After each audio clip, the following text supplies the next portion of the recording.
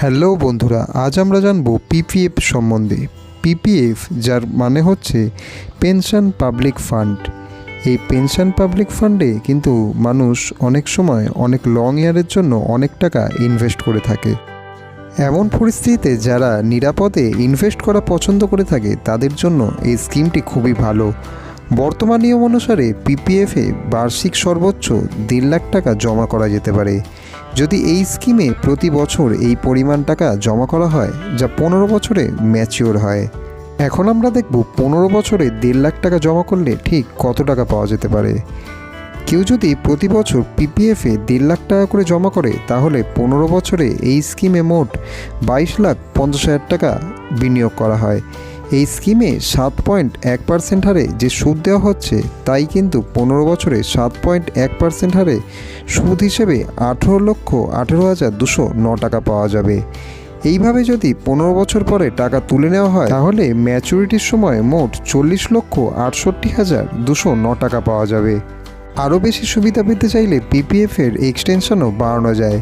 মেয়াদ পূর্তির 1 বছর আগে আবেদন করতে হয়, তার জন্যই পিপিএফ অ্যাকাউন্টটিতে 5 বছরের জন্য ব্লক বাড়ানো হয়।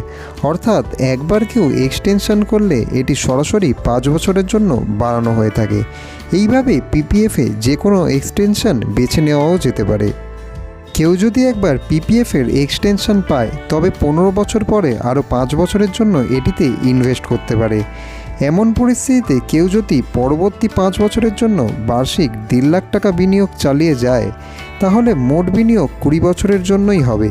20 বছরে তার মোট পরিমাণ টাকার হতে পারে 30 লাখ টাকা।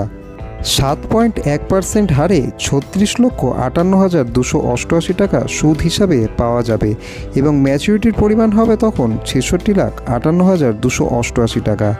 যদি এটি আরও একবার বাড়ানো হয় অর্থাৎ 25 বছরের জন্য একই ইনভেস্টমেন্ট চালিয়ে যাওয়া হয় তাহলে মোট বিনিয়োগ হবে 37,50,000 টাকা এবং এরপর সুদ হবে 65,58,015 টাকা এবং মেয়াদ পূর্তির পর এর মোট পরিমাণ হবে 1,03,08,015 টাকা।